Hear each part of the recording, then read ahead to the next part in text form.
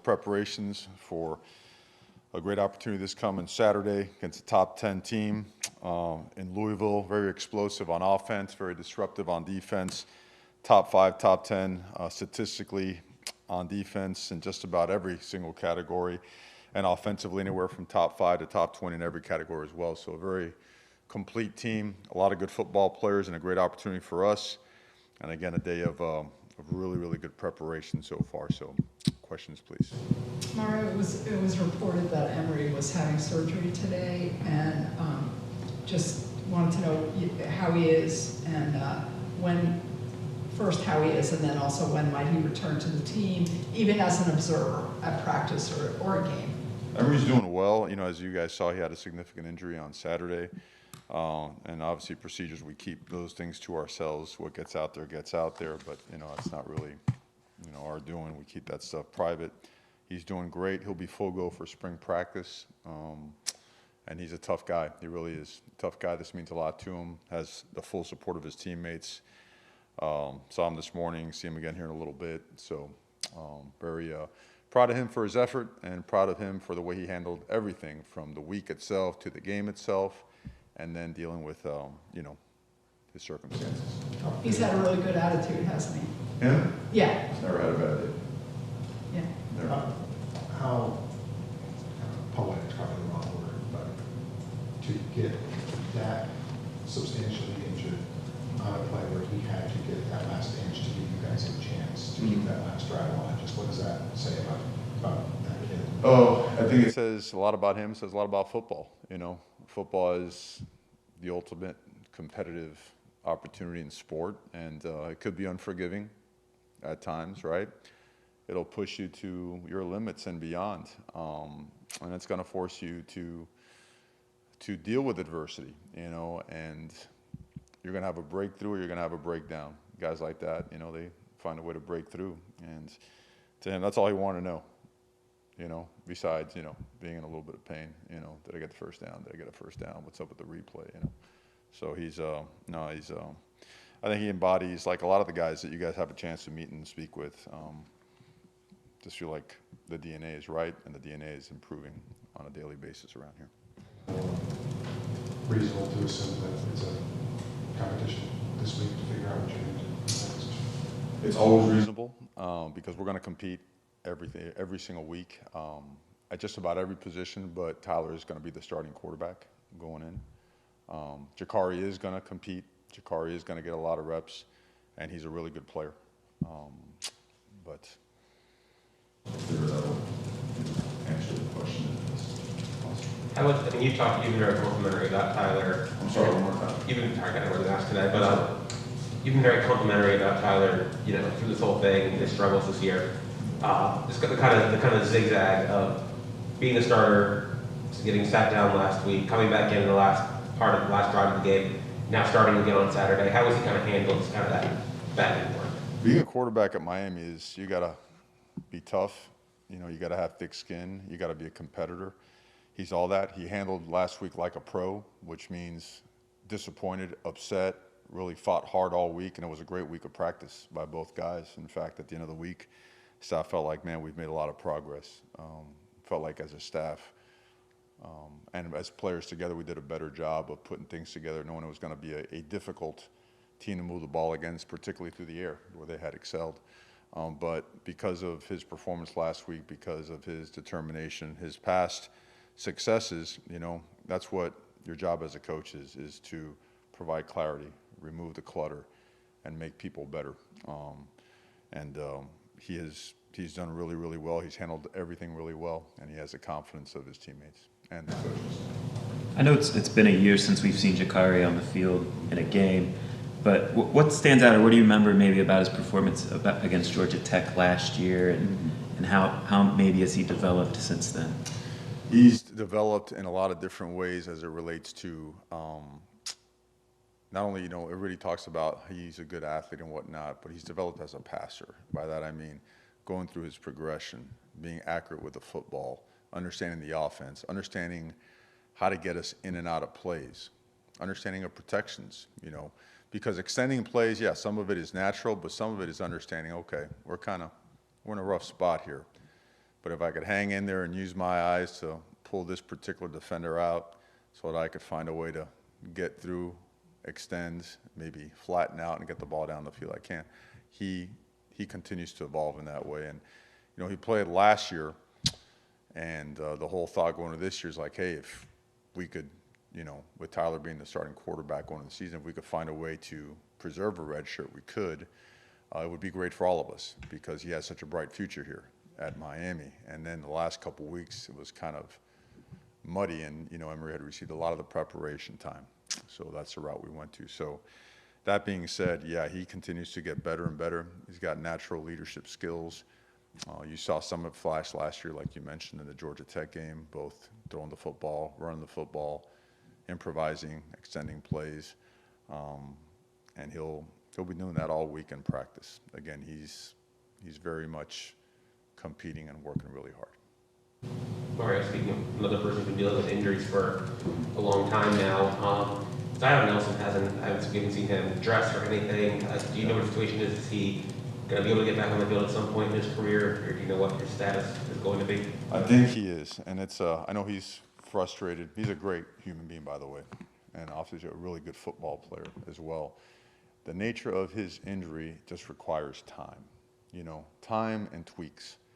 And I can't get into specific detail as to what that is, but when you're a big body, you want to make sure you get it right, just because those guys have so much more stress, right? So much more power and force in all their movements. So we feel very confident that we're going to get there. It's certainly taken longer, you know, than all of us would have ever wanted or expected. But whatever time it takes, we're willing to, for him, number one, right? You want to do what's best for the student athlete and for the team too, because the moment he gets healthy, he's an instant boon for our offensive line and for our team. Being a head coach wasn't tough enough.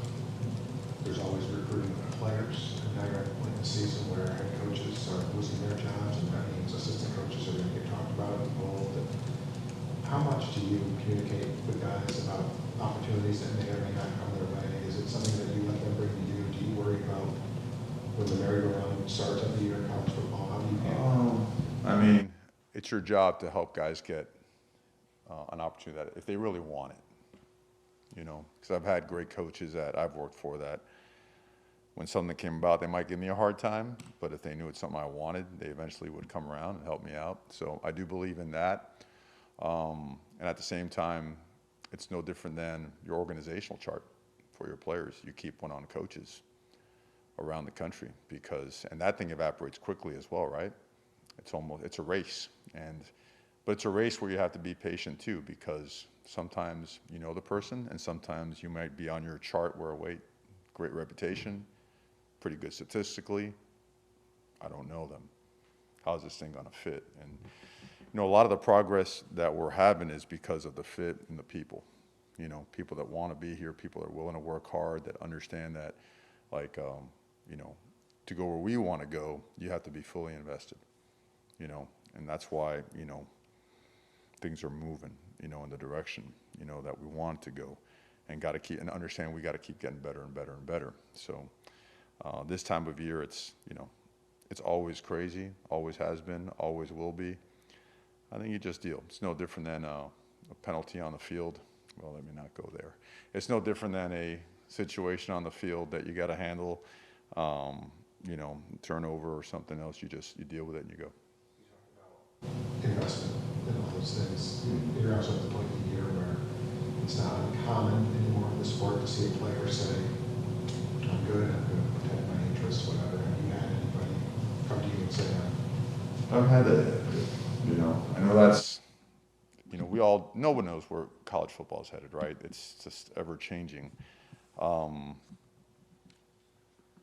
know, I don't judge. Should those moments come and whatnot, and I've seen it happen before, I've experienced it before, you just don't judge. You just do whatever's best for the team. That's all that matters.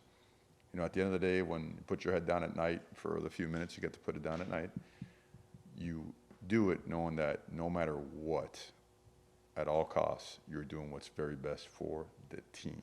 Nothing else can override that. Nothing.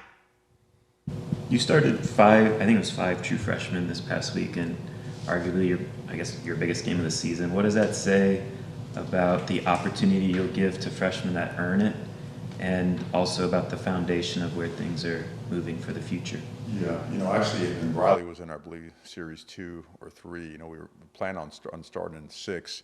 I think that's a couple things. Number one, confidence in them. 2, their development. 3, the caliber of players that we're bringing into the program, right? Which is Miami caliber players. That was always the case, right? And Miami should be littered with classes stacked like that. It's our first full class. They've worked hard. They've earned it. Some guys were here mid-year. Some guys got here in the summer. Mark Fletcher got here in the summer. DeMar Brown got here in the summer. That's hard, to be able to turn that thing around and get the starting position. What CC plays, Francis, what he played, that's hard.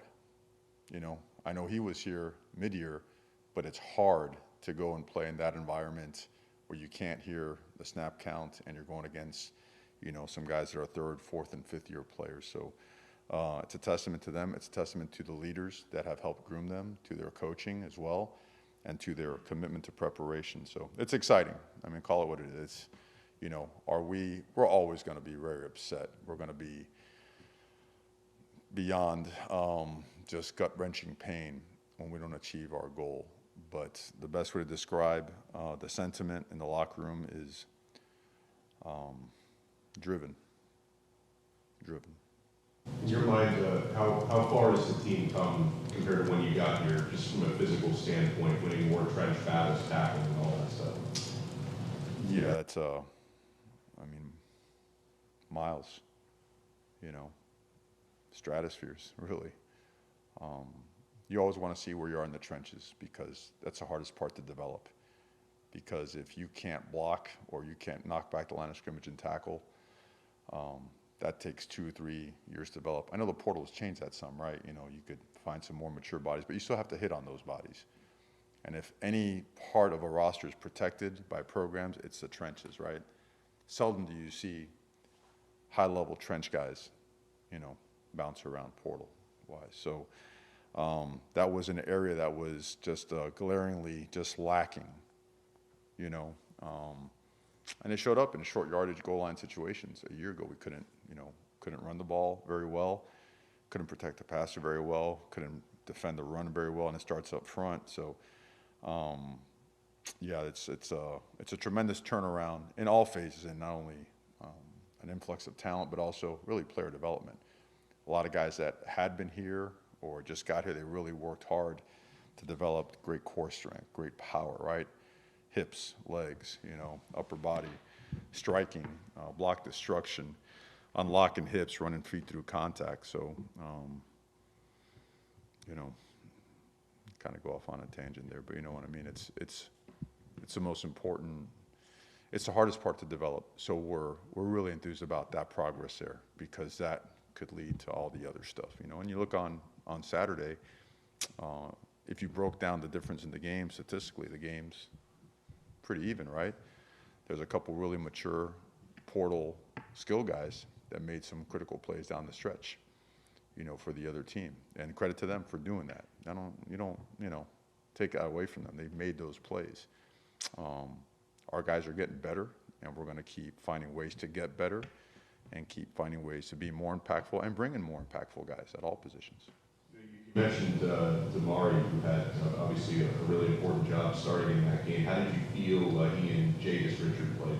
They were excellent. Those guys were excellent. Big, they're fast, they're physical, they're fearless. They did a really good job, and a lot of contested throws as well. Some of the timing, back shoulder things, those are hard, man. Those 9 stops, when that ball is thrown to a player with a catch radius is as big as you'll see in college or pro football. Those are hard, but those guys battled. They were physical. They never shied away, And the plays that they did give up were plays that, the other team had to scratch and claw for. So really proud of them, both of them. And really let them know, we all let them know, really proud of them for their efforts. Bright futures. Please don't get fined for this one, but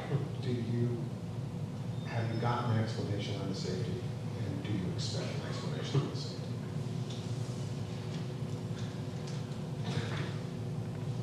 Notice I didn't ask you if it was a safety. Let's catch a little Cuban coffee later this week or something like that, you know, figure it out. In your coaching career, what can that type of game do in terms of confidence and development moving forward? I love that guy, man. That guy is, you know, he's developing so much, and, you know, I've said it before, I'm going to push him hard because he's got a lot, carries a lot of responsibility. And he really is an awesome young man, and he's a guy that sky's the limit, and, you know, the more he develops, the more you're going to see that of him. You know, he's got great wiggle. He's got unbelievable balance, body control, and he can track the ball. And when you have a game like that against a secondary, in tough situations like that long one, I don't know if you saw the way he leaned into it, laid hands, and then still through some obstruction found a way to catch it. It's high-level stuff. That route down there, the delayed fade down at the goal line, that's hours and hours and reps of practice. So it's great to see that pay off for him and for the quarterback and for the offense. So it's something great to build off of. You know, I think the more confidence guys get when they touch the ball like that and make plays, the more you could build off of that, and hopefully, you know, we intend to see more and more from him and the rest of that receiving crew. Do you ever get caught thinking that yesterday you were 2-0, you're 2 games into the season, and today there's 2 games left in the regular season? It goes like that. Does it seem that way? I know you live and breathe every second of every day, but does it seem like the season just flies? You know, I don't know if I've thought that far or that deep in advance, man. You know, right now it's like, you know, we're on, you know, 3rd down and red zone and chopping away at that stuff and formational stuff and really studying their personnel. There's, you know how much I love ball. I mean, I live and die this stuff. So for me, it's just everything is geared towards how can we help our team be successful? How can we help make Miami better? How can we find a way to keep progressing? How can we continue to move the program forward, eliminate issues, eliminate penalties, you know? That just doesn't stop, so that eats up every second of the day. There's no personal time. Henry Parrish has been kind of limited since the UNC game, didn't play last week. You know what his status is going to be going forward? I think he'll be healthy enough this week. I mean, he was healthy enough to play. Just didn't look like he was up to full speed, and the other guys were. Same thing with AJ. You know, felt that they were 2 days away, 3 days away. You know, like they were right at the cusp, and those other guys were running the ball really well, so we went with those guys.